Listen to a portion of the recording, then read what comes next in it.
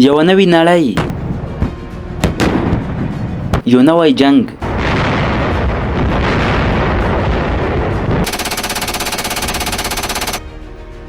آیا پاکستان به د هند سره د جنگ طاقت ولري؟ په نړۍ کې چې کله د پوځ طاقت ته کتل کیږي نو اکثر خلک شمېرې او بجټ ته پام کوي. خو آیا جګړه یوازې د شمېرو له مخې ګټل کیږي؟ آیا یوازې لوی تعداد او قیمتي وسیلې بریالیتوب تضمینولی شي؟ په جنوبي ایشیا کې دوه لوی هېوادونه یو بل ته مخې ته ولاړ دي. هندوستان او پاکستان دواړه خپل تاریخ او صلاحیت او نظریات لري. هند یو ډېره لویه ارمي لري چې شاوخوا 14 لکه فعال سرتیري او 11 لکه ریزرو ځواک لري. دا د نړۍ درېیمه ستره بري پوځ ده. پاکستان سره تقریبا 6 لکه ایکټیو سولجرز دي او 15 لکه ریسرچ فورس لري.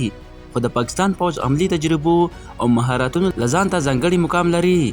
د ترهګرۍ پر ضد جګړې سرحدي دفاع کې د دوی مهارت بې مثاله دی. په ټانکونو کې د هند سره شاوخوا 2800 مینس بیټل ټینکس دي لکه T90 T72 بهشمان او ارجون. پاکستان سره شاوخوا 2500 ټانکونه دي لکه AA زراره، AA خالد او چاینیز ټایپ 85. د پاکستان ټانکونه د فایر پاورز، موبایلټي او د صحرایي جګړو لپاره ځانګړتیا وړتیا لري. د هوایي ځواکونو برخه کې هند سره شاوخوا 200 الوتکې دي چې له هغوی څخه 900 فایټرز جیټس دي لکه میرج 2000 SU-30 MKI او ریفلز. پاکستان سره شاوخوا 1400 الوتکې دي چې پکې 350 فایټر جیټس لري لکه JF-17 تندرز، JF-16 تندرز او دارنګه JF-17-30 میرج. دا پاکستان خپل جوړ کړی دي چې لږ لګښت سره غسري ټیکنالوژي لري او په نړیوالو مشکونو کې خپل وړتیا ثابته کړې ده او د پاکستان فایټر جیټس په نړۍ کې نمبر 1 دي. په سمندري ځواکونو کې هند سره 150 نه زیات جنگي جهازونه دي لکه ایرکرافټ کریریز، ډسټرویز او سبمرینز. پاکستان سره شاوخوا 50 بحري جهازونه دي لکه پایجټس میزایلز بوټس او اګوسټا کلاسي سبمرین. سره د دې چې هندوستان لویه هیوي لري خو پاکستان د کوسټس ډیفنس او سبمرین ویفرز برخو کې جوړ پرمختګ کړی دی. په مزایل ټیکنالوژي کې هند سره اګنی لاړی او فیټوی بوټ بروموس شامل دي.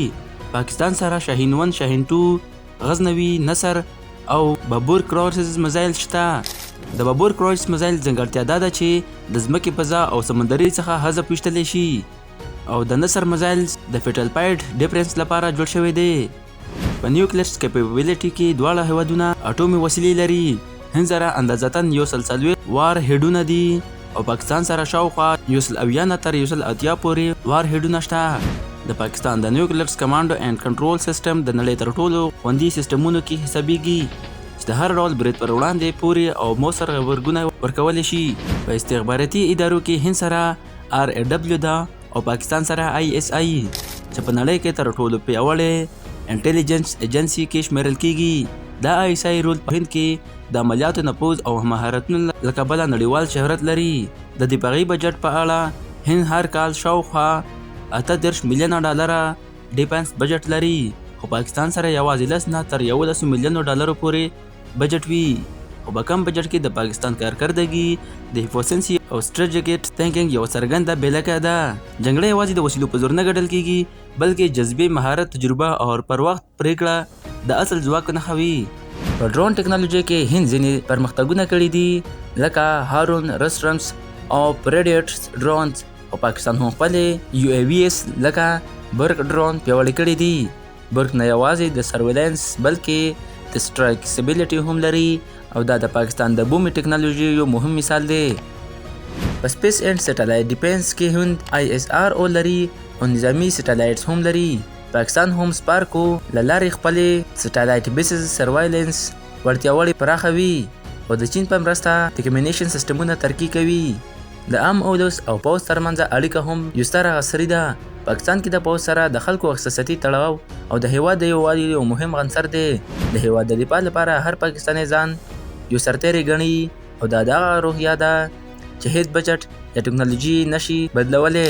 په اخره کې دا خبره مهمه ده چې دواړه هیوادونه اټومي طاقتونه هم دي او جګړو د دواړو لپاره یو تباهي کوونکی انتخاب ده. خو د دفاعي تیاری، تخنیکی مهارت، ستراتیژیک قابلیت په میدان کې پاکستان د خپل محدود وسایلو سره ټیکنالوژي او لوړوالي مسرال سره یو پیاوړی باوقار هیواد پاتې شوی دی. په دې سیالۍ کې یوازې لوی نه بلکې چابک او زیرک لوبغاړي بریالیتوب کیږي او پاکستان د خپلې خاورې، خپل ایمان او خپل استعداد سره د راتلونکي لپاره هم پیاوړی ولاړ دی. ملګرو، دا و نن زموږ ورځ ویډیو. امید کوم چې تاسو به خوښه شوي وي. که ویډیو مو خوښه شي ویډیو در سره لایک کړئ، په چینل نوي یاست چینل هم در سره سبسکرایب کړئ او کمنټ کې راته ووایاست چې نوې ویډیو را روانه ویډیو د کومې هیوادونو په اړه جوړه کړو. نو اوس ماته راکړئ اجازت. د لوی الله په امان.